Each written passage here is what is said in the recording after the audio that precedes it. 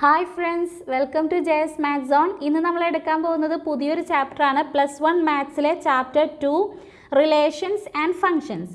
ഇത് നമ്മൾ പഠിച്ച ചാപ്റ്റർ 1 സെറ്റ്സിൻ്റെ കണ്ടിന്യൂഷൻ ആയിട്ട് തന്നെ വരുന്ന ചാപ്റ്ററാണ് കേട്ടോ. ഇനി എന്താണ് റിലേഷൻസ്, എന്താണ് ഫങ്ഷൻസ് എന്നൊക്കെയാണ് നമ്മൾ ഈ ചാപ്റ്ററിൽ പഠിക്കാൻ പോകുന്നത്. അപ്പോൾ റിലേഷൻസ് എന്ന് പറഞ്ഞ വേർഡ് നമുക്ക് എല്ലാവർക്കും ഫെമിലിയർ ആയിട്ടുള്ള വേർഡാണ്. ഡെയിലി ലൈഫിൽ നമ്മൾ ഒരുപാട് റിലേഷൻസ് കാണുന്നതാണ്.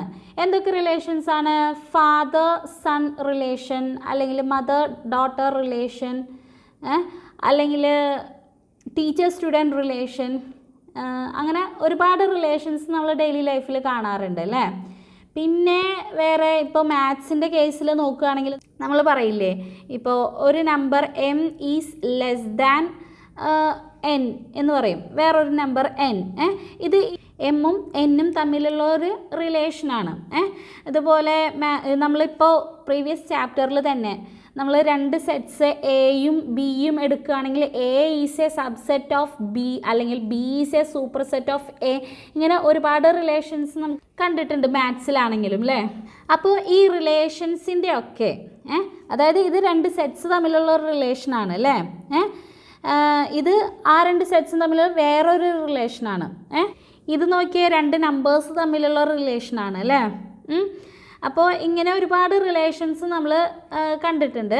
ഈ റിലേഷൻസിൻ്റെ ഒക്കെ മെയിൻ ആയിട്ടുള്ള ഒരു പ്രോപ്പർട്ടി ഉണ്ട്. അതായത് ഒരു റിലേഷൻ ഉണ്ടാവണമെങ്കിൽ രണ്ട് ഒബ്ജക്ട്സ് ഉണ്ടാവണം അല്ലേ. ഈ എല്ലാ റിലേഷൻസിലും രണ്ട് ഒബ്ജക്ട്സ് വീതം ഉണ്ടാവണുണ്ട്. അതിപ്പോൾ നമ്മൾ പറഞ്ഞ ഫാദർ സൺ അങ്ങനത്തെ റിലേഷൻ ആണെങ്കിലും അതിനകത്ത് രണ്ട് ഒബ്ജക്ട്സ് ഉണ്ടാവുന്നുണ്ട് അല്ലേ. രണ്ട് ഒബ്ജക്ട്സിൻ്റെ ഇടയിലാണ് റിലേഷൻ ഉണ്ടാവുക. പിന്നെ വേറൊരു പ്രത്യേകത ഉള്ളത് എന്താണെന്ന് വെച്ച് കഴിഞ്ഞാൽ അതിന് സെർട്ടൈൻ ഓർഡർ ഉണ്ടാവും. അതായത് ഇവിടെ എം ലെസ് ദാൻ എൻ എന്നത് അത് അതേ ഓർഡറിൽ എഴുതിയാലേ ആ റിലേഷൻ കറക്റ്റ് ആവുള്ളൂ. അത് നമ്മൾ എൻ ലെസ് ദാൻ എം എന്നും നമുക്ക് എഴുതാൻ പറ്റില്ല എല്ലാ റിലേഷനും അല്ലേ. കാരണം ഇങ്ങനെ എഴുതി കഴിഞ്ഞാൽ ഇത് തെറ്റായി പോവും.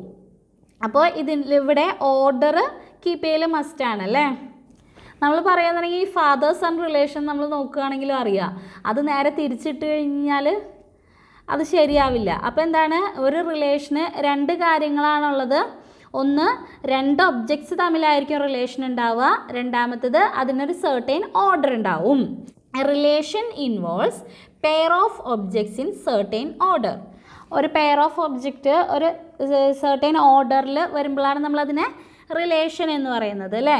ഈ ചാപ്റ്ററിൽ നമ്മൾ പഠിക്കാൻ പോകുന്നത് രണ്ട് സെറ്റ്സ്, ഇപ്പോൾ എ ബി അങ്ങനെ രണ്ട് സെറ്റ്സ് തന്നിട്ടുണ്ടെങ്കിൽ ഈ സെറ്റ്സിലെ ഒബ്ജക്ട്സിൽ നിന്നും ഈ സെറ്റ്സിലെ ഒബ്ജക്ട്സിലേക്ക് ഒരു ലിങ്ക് ഉണ്ടാക്കിയിട്ട് ആ ലിങ്കിനെ എങ്ങനെ നമുക്ക് ആ ലിങ്കിൽ നിന്നും റിലേഷൻ എന്ന കൺസെപ്റ്റ് എങ്ങനെ കൊണ്ടുവരാം എന്ന് നോക്കും. അതുപോലെ തന്നെ ആ റിലേഷൻ സെർട്ടൈൻ പ്രോപ്പർട്ടീസൊക്കെ സാറ്റിസ്ഫൈ ചെയ്യുകയാണെങ്കിൽ അത് ഫങ്ഷൻ ആവും. അപ്പോൾ അങ്ങനെയുള്ള കാര്യങ്ങളാണ് നമ്മൾ ഈ ഒരു ചാപ്റ്ററിൽ ഡീൽ ചെയ്യാൻ പോകുന്നത് കേട്ടോ. അതായത് ഒരു സെറ്റിലെ ഒബ്ജക്ട്സിൽ നിന്നും മറ്റൊരു സെറ്റിലെ ഒബ്ജക്ട്സിലേക്കുള്ള റിലേഷൻസ് ആണ് നമ്മളിവിടെ നോക്കാൻ പോകുന്നത്. അപ്പോൾ അതിനൊരു എക്സാമ്പിൾ നമുക്ക് നോക്കാം. Suppose A equal to set of 2 colours ആണ് കേട്ടോ, റെഡ് ബ്ലൂ.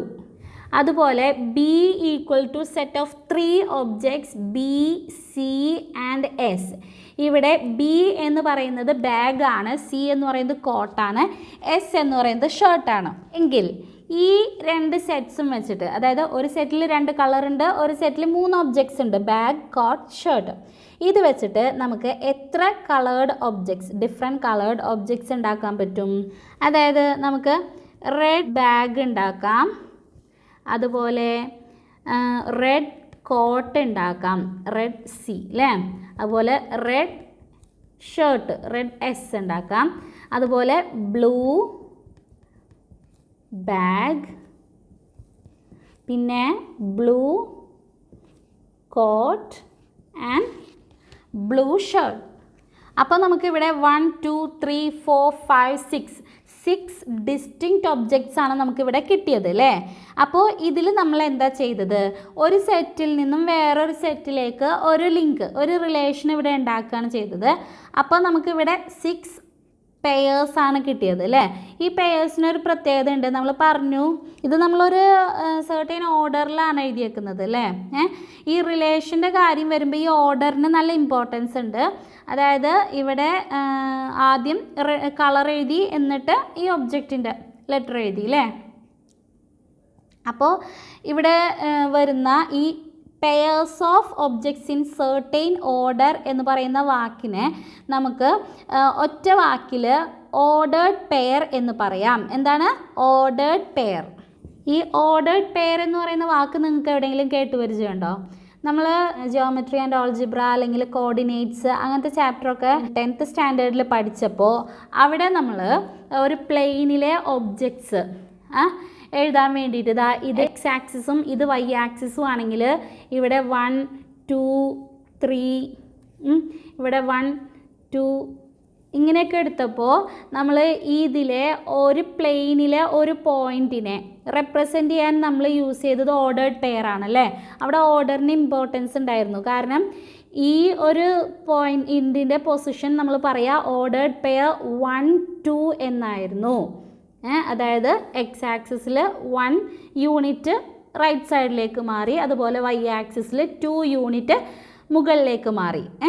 അതുപോലെ തന്നെ ഈ ഒരു പോയിൻ്റ് എടുക്കുകയാണെന്ന് വിചാരിക്കും. ഈ ഒരു പോയിൻ്റ് എടുക്കുകയാണെങ്കിൽ ഇതിൻ്റെ പൊസിഷൻ വരുന്നത് നമുക്ക് 2 1 എന്നായിരിക്കും. ഓർഡേർഡ് പെയർ 2 1 എന്നാണ് നമ്മൾ പറഞ്ഞിരുന്നത്. അതായത് 2 യൂണിറ്റ്സ് റൈറ്റ് സൈഡിലേക്ക് എക്സ് ആക്സിസിലും 1 യൂണിറ്റ് മുകളിലേക്ക് വൈ ആക്സിസിലും പോയി. അതായത് ഇവിടെ ഈ 1 2 എന്ന് പറയുന്ന പോയിൻറ്റിൻ്റെ പൊസിഷനും 2 1 എന്ന് പറയുന്ന പോയിൻറ്റിൻ്റെ പൊസിഷനും തമ്മിൽ നല്ല വ്യത്യാസമുണ്ട് അല്ലേ. രണ്ടും വേറെ വേറെയാണ്. അതായത് ഇവിടെ ആ ഓർഡറിന് അത്ര ഇമ്പോർട്ടൻസ് ഉള്ളതുകൊണ്ടാണ് നമ്മളിവിടെ ഓർഡേർഡ് പെയർ എടുത്തത് അല്ലേ. ആ സമയത്ത് നമ്മൾ ഓർഡേർഡ് പെയറിനെ കുറിച്ച് നമ്മൾ പഠിച്ചിട്ടുണ്ടായിരുന്നു. Ordered pair is a pair of elements taken from any two sets P and Q is a pair of elements written in small brackets and group together in a particular order. ഒരു ordered pair എന്ന് പറഞ്ഞാൽ വേറെ ഒന്നുമില്ല, ഒരു 2 സെറ്റിൽ നിന്ന് എടുക്കുന്നു വിചാരിക്കും. P Q എന്ന് പറയുന്ന 2 സെറ്റുകളിൽ നിന്നും ഒരു ഓർഡേർഡ് പെയർ എഴുതുന്നത് എങ്ങനെയാണെന്ന് വെച്ച് കഴിഞ്ഞാൽ if small P element of capital P and small Q element of capital Q then ordered pair P Q എന്ന് എഴുതുന്നത് സ്മോൾ ബ്രാക്കറ്റ് ഇട്ടിട്ട് പി കോമ ക്യൂ ഇങ്ങനെ എഴുതുകയാണ് ചെയ്യുക അല്ലേ. ഇതിനാണ് ഓർഡേർഡ് പെയർ എന്ന് പറയുന്നത്. ഇത് സെർട്ടൈൻ ഓർഡറിലായിരിക്കും. ഇവിടെ ഓർഡറിന് ഇമ്പോർട്ടൻസ് ഉണ്ടാവും. അത്രയേ ഉള്ളൂ ഓർഡേർഡ് പെയർ എന്ന് പറഞ്ഞു കഴിഞ്ഞാൽ. ഇതൊക്കെ ജസ്റ്റ് മനസ്സിലാക്കിയിരിക്കാൻ പറയണതാണ് കേട്ടോ. ഇനി നമ്മൾ മെയിൻ സംഭവത്തിലേക്ക് കടക്കാൻ പോകണുള്ളൂ. നെക്സ്റ്റ് നമ്മൾ പഠിക്കാൻ പോകുന്നത് കാർട്ടീഷ്യൻ പ്രൊഡക്റ്റ് ഓഫ് സെറ്റ്സിൻ്റെ കാർട്ടീഷ്യൻ പ്രൊഡക്റ്റ് എന്നാണ്. ഈ കാർട്ടീഷ്യൻ പ്രൊഡക്റ്റിനെ നമ്മൾ വേറൊരു പേരും കൂടി പറയും, ക്രോസ് പ്രൊഡക്റ്റ് എന്ന് കൂടി പറയും കേട്ടോ. Cartesian product of sets. 2 non empty sets P and Q. 2 non empty sets നമുക്ക് തന്നിട്ടുണ്ടെന്ന് വിചാരിക്കുക, P and Q. The Cartesian product P cross Q. Cartesian പ്രൊഡക്റ്റിനെ നമ്മൾ ഡിനോട്ട് ചെയ്യുന്നത് പി ക്രോസ് ക്യൂ എന്നാണ്, ക്രോസ് കൊണ്ടാണ്. ഇതിനെ അതുകൊണ്ട് തന്നെ ക്രോസ് പ്രൊഡക്റ്റ് എന്ന് പറയും കേട്ടോ. അപ്പോൾ P cross Q is the set of all ordered pairs of elements from P and Q. പിയിൽ നിന്നും ക്യൂയിൽ നിന്നുമുള്ള എല്ലാ ഓർഡേർഡ് പെയർസിൻ്റെയും സെറ്റിനെയാണ് നമ്മൾ കാർട്ടീഷ്യൻ പ്രൊഡക്റ്റ് എന്ന് പറയുന്നത്. അപ്പോൾ നമുക്ക് കാർട്ടീഷ്യൻ പ്രൊഡക്റ്റ് പി ക്രോസ് ക്യൂവിനെ സെറ്റ് ബിൽഡർ ഫോമിൽ എങ്ങനെ എഴുതാൻ പറ്റും? Set of all ordered pair P comma Q, small P Q, such that P element of capital P and Q element of capital Q. ഇങ്ങനെ എഴുതാം അല്ലേ. ഇതാണ് ഇതിൻ്റെ സെറ്റ് ബിൽഡർ ഫോം വരുന്നത്. ഈ കാർട്ടീഷ്യൻ പ്രൊഡക്റ്റിൽ ഈ പിയോ ക്യൂഒ ഇതിൽ ഏതെങ്കിലും ഒരെണ്ണം നൾ സെറ്റ് ആവുകയാണെങ്കിൽ അവിടെ നമുക്ക് പി ക്രോസ് ക്യൂവും നൾ സെറ്റ് തന്നെയാണ് കിട്ടുക. എം ടി സെറ്റ് തന്നെയാണ് നമുക്ക് കിട്ടുക. ഇനി നമ്മൾ നേരത്തെ ഒരു 2 സെറ്റ്സ് തമ്മിലുള്ള ഒരു റിലേഷൻ പറഞ്ഞിട്ടുണ്ടായിരുന്നു. എന്താണ്? A equal to set red blue and B equal to set B C S എന്ന് പറഞ്ഞിട്ടുണ്ടായിരുന്നു അല്ലേ. അവിടെ നമ്മൾ എല്ലാ പോസിബിൾ ഓർഡേർഡ് പെയർസും എഴുതിയിട്ടുണ്ടായിരുന്നില്ലേ, എയിൽ നിന്നും ബിയിലേക്കുള്ള. എന്താ അവിടെ എഴുതിയിരുന്നത്? നമ്മൾ red B, red C, red S, blue B, blue C, blue S, അങ്ങനെ 6 ഡിസ്റ്റിങ്ക്റ്റ് ഓർഡേർഡ് പെയർസാണ് കിട്ടിയിരുന്നത്. ഇത് നമ്മളൊരു സെറ്റ് നൊട്ടേഷൻ്റെ ഉള്ളിലിട്ടു എന്ന് വിചാരിക്കും. അപ്പോൾ ഇതെന്തായി? Set of all ordered pairs of A and B ആയില്ലേ? അവിടെ പറഞ്ഞിരുന്ന സെറ്റ് എയും ബിയും ആയിരുന്നു. അതിൽ എല്ലാ പോസിബിൾ ഓർഡേർഡ് പെയർസും നമ്മൾ എഴുതിയില്ലേ, എയിൽ നിന്നും ബിയിലേക്കുള്ള. അപ്പോൾ ഇതിന് നമുക്ക് എന്ത് പറയാം? നമുക്ക് എയുടെയും ബിയുടെയും കാർട്ടീഷ്യൻ പ്രൊഡക്റ്റ് ആണെന്ന് പറയാം. അതായത് ഇത് എ ക്രോസ് ബി ആണെന്ന് പറയാം അല്ലേ.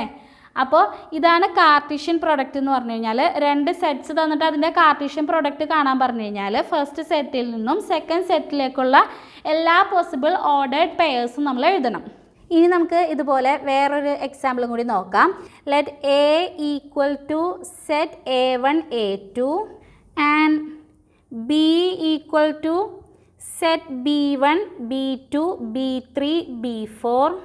ദെൻ ഇവിടെ നമ്മൾ കാർട്ടീഷ്യൻ പ്രൊഡക്റ്റ് എടുത്തു കഴിഞ്ഞാൽ A cross B equal to set of all ordered pairs എടുക്കണം അല്ലേ. ഇതിൽ നിന്ന് A1 B1 എടുക്കും, A1 B2 എടുക്കും, A1 B3 എടുക്കും, ഓർഡേർഡ് പെയർ A1 B4 എടുക്കും, പിന്നെ A2 B1 എടുക്കും, ordered pair A2 B2, ordered pair A2 B3,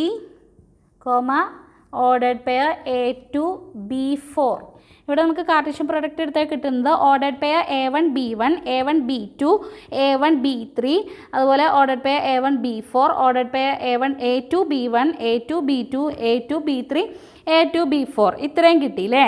അതായത് ഇവിടെ എയിൽ നമ്പർ ഓഫ് എലമെൻറ്റ്സ് 2 ആയിരുന്നു, ബിയിൽ നമ്പർ ഓഫ് എലമെൻറ്റ്സ് 4 ആയിരുന്നു. അപ്പോൾ നമുക്ക് ഇവിടെ കാർട്ടീഷ്യൻ പ്രൊഡക്റ്റിൽ നമ്പർ ഓഫ് എലമെൻറ്റ്സ് കിട്ടിയത് 1 2 3 4 5 6 7 8 ആണ് കിട്ടിയത് അല്ലേ.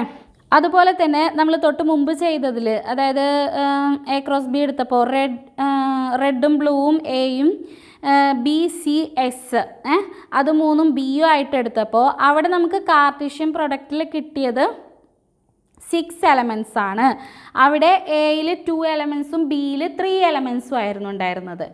ഇതിൽ നിന്നൊക്കെ നമുക്ക് മനസ്സിലാവുന്നത് ഒരു സെറ്റ് എയിൽ പി എലമെൻറ്റ്സും സെറ്റ് ബിയിൽ ക്യൂ എലമെൻറ്റ്സും ഉണ്ടെങ്കിൽ N of A equal to number of elements of a set A equal to പിയും number of elements of B equal to ക്യൂവും ആണെങ്കിൽ number of elements of A cross B എന്ന് പറയുന്നത് P Q ആയിരിക്കും. അതായത് ഇതിൻ്റെ രണ്ടിൻ്റെ പ്രൊഡക്റ്റ് ആയിരിക്കും, ഇതിൻ്റെ രണ്ടിൻ്റെ നമ്പേഴ്സിൻ്റെ പ്രൊഡക്റ്റ് ആയിരിക്കും. പിന്നെ ഈ ഒരു സെറ്റിലേക്ക് തന്നെ നമുക്കൊന്നുകൂടി പോവാം കേട്ടോ. അപ്പോൾ ഇത് ഇമ്പോർട്ടൻ്റ് ആണ്. Number of elements of A Cartesian product of 2 sets എന്ന് പറയുന്നത് number of elements of first set into number of elements of second set ആണ് കേട്ടോ. If n of a equal to p and n of b equal to q, then n of a cross b equal to pq. ഇനി നമ്മൾ ഈ ഒരു Cartesian പ്രോഡക്റ്റിലേക്ക് തന്നെ ഒന്നും കൂടി നോക്കുകയാണ്. നമ്മൾ പറഞ്ഞു നമ്മൾ 10th ഈ ഓർഡേർഡ് പെയർ എന്ന് പറഞ്ഞ കൺസെപ്റ്റ് പഠിച്ചിട്ടുള്ളത് പ്ലെയിനിലെ ഒരു പോയിൻറ്റിൻ്റെ പൊസിഷൻ കണ്ടെത്താൻ പറഞ്ഞപ്പോഴാണ്.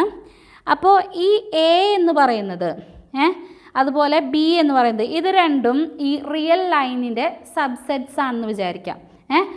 ഒന്നും കൂടി ക്ലിയർ ആയിട്ട് പറയുകയാണെങ്കിൽ എ എന്ന് പറയുന്നത് ഈ എക്സ് ആക്സിസിൻ്റെ ഒരു സബ്സെറ്റും ബി എന്ന് പറയുന്നത് ഈ വൈ ആക്സിസിൻ്റെ ുള്ള ഒരു സബ്സെറ്റും ആണെങ്കിൽ ഈ എ ക്രോസ് ബി എന്ന് പറയുന്നത് ആ ഒരു പ്ലെയിനിലുള്ള പോയിൻറ്റ്സിൻ്റെ ഓരോ പോയിൻറ്റ്സിൻ്റെ പൊസിഷൻസ് ആണല്ലേ പറയുന്നത്. അപ്പോൾ ഈ രണ്ട് സെറ്റും ഒരു റിയൽ ലൈനിലെ റിയൽ നമ്പേഴ്സിൻ്റെ സബ്സെറ്റായിട്ട് എടുക്കുകയാണെങ്കിൽ നമുക്ക് ഈ ഓരോ ഓർഡേർഡ് പെയറും ഈ ഓരോ പോയിൻറ്റ്സിൻ്റെ പൊസിഷൻസ് ആയിട്ട് കാണാൻ പറ്റും. അങ്ങനെ നോക്കുമ്പോൾ നമുക്ക് ഉറപ്പായിട്ടും പറയാൻ പറ്റും എന്താ A1 B2 എന്ന് പറയുന്നത് not equal to B2 A1 എന്ന് അല്ലേ. അതായത് ഇവിടെ ഓർഡറിന് ഇമ്പോർട്ടൻസ് ഉണ്ട് അല്ലേ.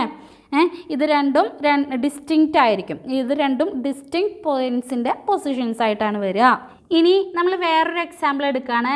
Let A equal to set A B C എന്ന് എടുത്തിട്ടുണ്ടെങ്കിൽ ഈ എൻ എന്ന് പറയുന്നത് നമുക്ക് എല്ലാവർക്കും അറിയാം സെറ്റ് ഓഫ് നാച്ചുറൽ നമ്പേഴ്സാണ്.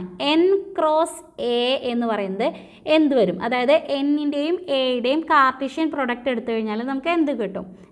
അപ്പോൾ ഈ n ക്രോസ് a എന്ന് പറഞ്ഞു കഴിഞ്ഞാൽ നമ്മൾ ആദ്യം എഴുതേണ്ടത് എന്നിലെ എലമെൻറ്റ്സ് ആണ് അല്ലേ. അപ്പോൾ എന്നിലെ എലമെൻറ്റ്സ് ഏതൊക്കെയാ? 1 2 3 അങ്ങനെ പോകും അല്ലേ. അങ്ങനെ ഇൻഫിനിറ്റിയിലേക്ക് പോകും. അപ്പോൾ n ക്രോസ് a എടുത്തു കഴിഞ്ഞാൽ നമുക്ക് 1a 1b 1c പിന്നെ 2a 2b 2c അതുപോലെ 3a 3b 3c അങ്ങനെ ഇൻഫിനിറ്റിയിലേക്ക് തന്നെ പോകും അല്ലേ. കാരണം നാച്ചുറൽ നമ്പേഴ്സിൻ്റെ സെറ്റിൽ ഇൻഫിനിറ്റ് നമ്പർ ഓഫ് എലമെൻറ്റ്സ് ഉണ്ട്. അതുകൊണ്ട് തന്നെ സെറ്റ് എന്നും വേറൊരു ഫൈനൈറ്റ് സെറ്റായിട്ടാണെങ്കിലും ക്രോസ് പ്രൊഡക്റ്റ് എടുത്തു കഴിഞ്ഞാൽ, കാർട്ടീഷ്യൻ പ്രൊഡക്റ്റ് എടുത്തു കഴിഞ്ഞാൽ നമുക്ക് ആ ഒരു സെറ്റിലും അതിൻ്റെ കാർട്ടീഷ്യൻ പ്രൊഡക്റ്റിലും ഇൻഫിനിറ്റ് നമ്പർ ഓഫ് എലമെൻറ്റ്സ് ഉണ്ടാകും. ഇപ്പം നമ്മൾ പഠിച്ചതിൽ നിന്നും മെയിനായിട്ട് നമുക്ക് 4 കാര്യങ്ങൾ പറയാനുണ്ട്. അതിൽ First property, 2 ordered pairs are equal if and only if the corresponding first elements are equal and the second elements are equal. അതായത് ഇവിടെ എ ബി എന്ന് പറയുന്ന ഒരു ഓർഡേർഡ് പെയർ സി ഡി എന്ന് പറയുന്ന ഒരു ഓർഡേർഡ് പെയറിന് ഈക്വൽ ആകണമെങ്കിൽ if and only if A equal to C and B equal to D. അതായത് ഇതിൻ്റെ കറസ്പോണ്ടിങ് ഫസ്റ്റ് എലമെൻസും ഈക്വൽ ആവണം, കറസ്പോണ്ടിങ് സെക്കൻഡ് എലമെൻസും ഈക്വൽ ആവണം. ഇങ്ങനെ ഈക്വൽ ആയാലാണ് 2 ഓർഡേർഡ് പെയർസ് ഈക്വൽ ആണെന്ന് നമുക്ക് പറയാൻ പറ്റുള്ളൂ. രണ്ടാമതായി പറയുന്നത് if there are p elements in a and q elements in b then there will be pq elements in a cross b. ഇത് നമ്മൾ ക്ലിയർ ആയിട്ട് നേരത്തെ പറഞ്ഞതാണല്ലേ. അതായത് n of A equal to പിയും n of B equal to ക്യൂവും ആണെങ്കിൽ n of A cross B എന്ന് പറയുന്നത്, അതായത് എയുടെയും ബിയുടെയും കാർട്ടീഷ്യൻ പ്രൊഡക്റ്റിൻ്റെ നമ്പർ ഓഫ് എലമെൻറ്റ്സ് എന്ന് പറയുന്നത് പി ഇൻറ്റു ക്യൂ ആയിരിക്കും. പിയുടെയും ക്യൂയുടെയും മൾട്ടിപ്പിൾ ആയിരിക്കും. മൂന്നാമതായി വരുന്നത് if A and B are non empty sets and either A or B is an infinite set then so is A cross B. അതായത് എയും ബിയും 2 നോൺ എംപ്റ്റി സെറ്റ്സും അതിൽ എയോ ബിയോ ഒരു ഇൻഫിനിറ്റ് സെറ്റും ആണെങ്കിൽ അതിൻ്റെ കാർട്ടീഷ്യൻ പ്രൊഡക്റ്റ് എടുത്തു കഴിഞ്ഞാൽ അതും ഒരു ഇൻഫിനിറ്റ് സെറ്റ് ആയിരിക്കും. ഇതും നേരത്തെ നമ്മളൊരു എക്സാമ്പിൾ വെച്ചിട്ട് പറഞ്ഞു തന്നതാണ്. n ക്രോസ് എ എടുത്തിട്ട് പറഞ്ഞു തന്നതാണ്. അപ്പോൾ അതായത് ഇതിൽ എയിലും ബിയിലും ഏതെങ്കിലും ഒരു സെറ്റ് ഇൻഫിനിറ്റ് സെറ്റ് ആണെങ്കിൽ അതിൻ്റെ കാർട്ടീഷ്യൻ പ്രൊഡക്റ്റും ഇൻഫിനിറ്റ് സെറ്റ് തന്നെയായിരിക്കും. നാലാമതായിട്ട് നമ്മൾ പറയുന്നത് Cartesian product A cross A എന്നാണ്. ഇത് എങ്ങനെയാണ് വരിക എന്ന് വെച്ച് കഴിഞ്ഞാൽ എ ക്രോസ് എ വരുന്നത് set of all ordered triplets A B C such that A comma B comma C element of A എന്നാണ് വരുന്നത്. എ ക്രോസ് എ ഇതൊരു സ്പെഷ്യൽ കേസ് ഓഫ് സെറ്റാണ്. അതുകൊണ്ട് ഇത് ഓർത്തിരിക്കുക. എ ക്രോസ് എ എന്ന് പറയുന്നത് set of all ordered triplets A B C such that A comma B comma C element of A. ഇതിനകത്ത് ഇതിനെ പറയുന്നതാണ് ordered triplet A B C. എന്താണ് ഓർഡേർഡ് ട്രിപ്ലെറ്റ്? അപ്പോൾ ഈ ചാപ്റ്ററിൽ ബേസിക് ആയിട്ടുള്ള കാര്യങ്ങളൊക്കെ ഇപ്പം നമ്മൾ പറഞ്ഞു കഴിഞ്ഞു. ഇനി ഇതിൻ്റെ എക്സാമ്പിൾസൊക്കെ നമുക്ക് നോക്കണം. കൂടുതലായിട്ടുള്ള ക്വസ്റ്റ്യൻസൊക്കെ നമുക്ക് ആൻസർ ചെയ്യണം. അതൊക്കെ നമുക്ക് അടുത്ത വീഡിയോയിൽ ചെയ്യാം. ഇത്രയാണ് ഞാൻ ഈ വീഡിയോയിൽ പറയാൻ ഉദ്ദേശിക്കുന്നത്. ഈ വീഡിയോ നിങ്ങൾക്ക് ഇഷ്ടമാവുകയാണെങ്കിൽ ലൈക്ക് ചെയ്യണം. ഫ്രണ്ട്സിനൊക്കെ ഹെൽപ്ഫുൾ ആണെന്ന് തോന്നുകയാണെങ്കിൽ ഷെയർ ചെയ്യണം. എൻ്റെ ചാനൽ ഇതുവരെ സബ്സ്ക്രൈബ് ചെയ്തിട്ടില്ലെങ്കിൽ സബ്സ്ക്രൈബ് ചെയ്യുക. ബെല്ലൈക്കൺ കൂടി പ്രസ് ചെയ്യുകയാണെങ്കിൽ ഞാൻ ഓരോ വീഡിയോ ചെയ്യുമ്പോഴും കറക്റ്റ് ടൈമിൽ തന്നെ നിങ്ങൾക്ക് നോട്ടിഫിക്കേഷൻ ലഭിക്കും. താങ്ക്